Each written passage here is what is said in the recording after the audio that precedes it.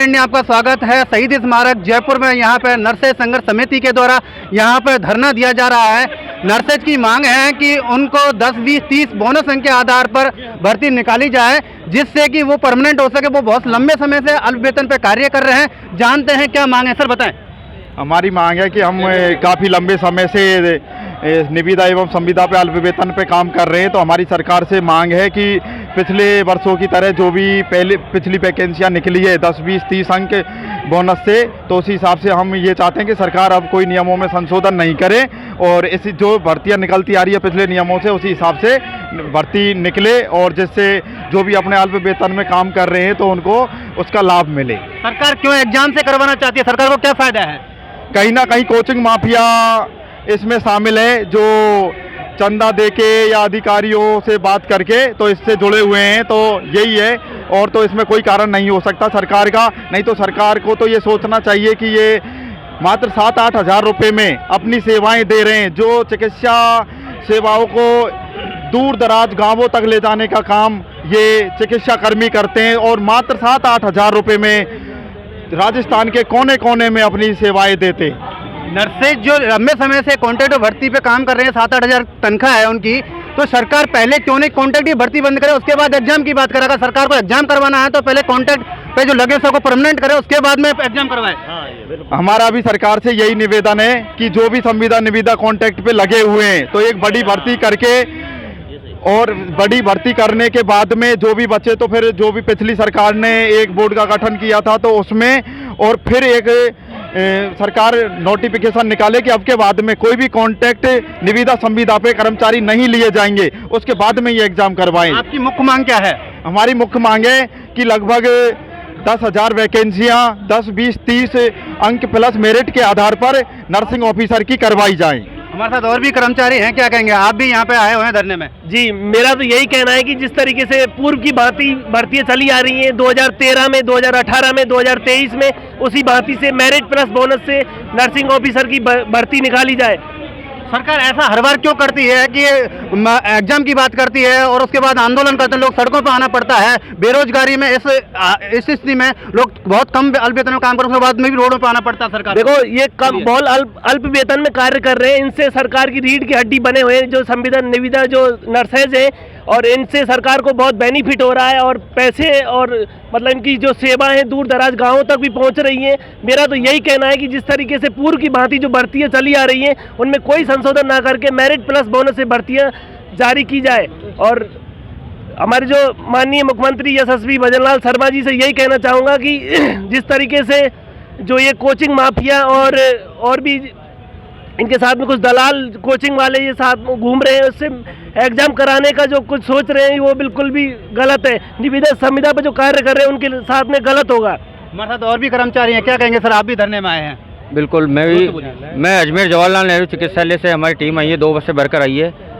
मैं ये कहना चाहूँगा कि 1965-19-20 रूल्स के अकॉर्डिंग जो संविदा निविदा और प्लेसमेंट कर्मी है उनको सरकार ने बिल्कुल इग्नोर कर दिया है। और इतने दिन से सरकार की जितनी भी योजना है, माँ योजना, जननी सुरक्षा योजना और जितनी भी योजना है उसमें प्लेसमेंट और संविदा निविदा ये सब ने पूर्ण भागीदारी निभाई है। और अल्प वेतन में भी हमने पूरी बोनस के चक्कर में कि हमारा कुछ ओवरेज भी हो रहे हैं कुछ लोग, और फिर भी है ना हम कर रहे हैं कि इसी चक्कर में हम काम कर लेते हैं। इसमें कुछ नहीं होता, 8,144 में कुछ नहीं होता, लेकिन फिर भी हम अपनी तन मन धन से सेवा कर रहे हैं इसी विचार के साथ में कि हम परमानेंट हो जाएंगे। लेकिन हम ओवरेज होने वाले, और सरकार ने ये नियम निकाल दिया कि इनको मेरिट एग्जाम बेस पे है ना इनकी भर्ती कराई जाएगी। जबकि सरकार को संविदा पे ये फायदा हो रहा था कि जहाँ 60,000 एक परमानेंट नर्सिंग ऑफिसर को सेवा दी जा रही है, वहाँ पे उनको 5-5, 10-10, 8-8 हज़ार के अंदर एम्प्लॉय मिल रहे हैं।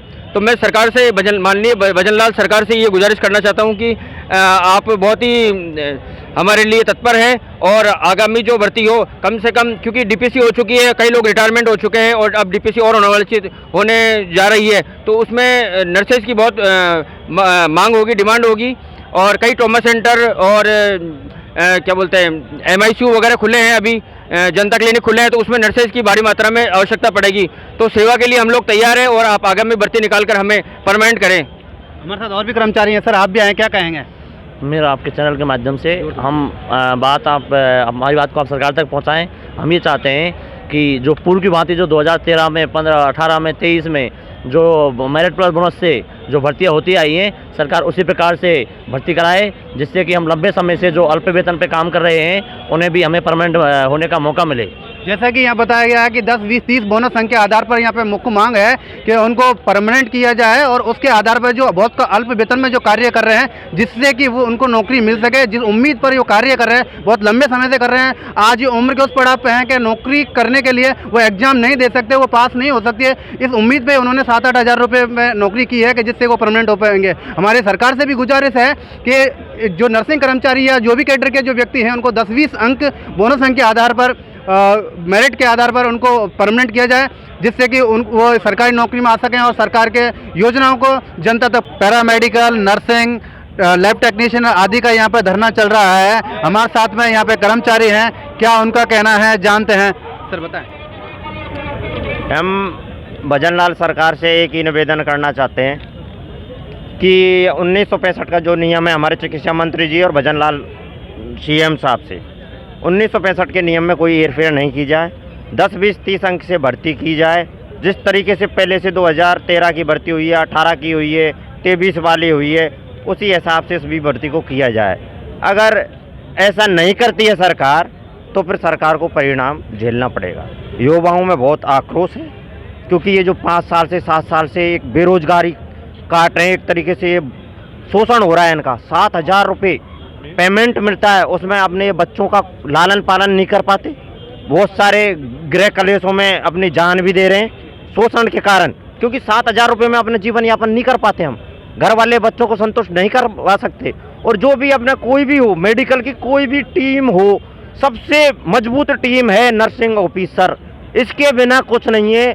अगर ये जिस दिन हट जाती है, आज ही जो कॉन्ट्रैक्ट वाले वर्क करने नहीं गए हैं और पर आज ही देखो व्यवस्थाएं कितनी फेल हैं, तो आगे जाके तो ये सारी व्यवस्थाएं फेल होंगी और एक बहुत बड़ा आंदोलन करना पड़ेगा। बिल्कुल हम आंदोलन करने के लिए रोड पर आएंगे। अगर हमारी बात भजनलाल सरकार नहीं सुनती, राजा साहब नहीं सुनते, हम हमारे हक के लिए लड़ रहे हैं। हम सरकार को बिल्कुल परेशान नहीं कर रहे। सरकार को पता हुआ है, सरकार के ने कुछ लोगों को, कोचिंग वाले हो चाहे और कोई दूसरे हमारे नर्सिंग कैडर के हो, जो जाके पॉइंट को रखते हैं एग्जाम एग्जाम एग्जाम।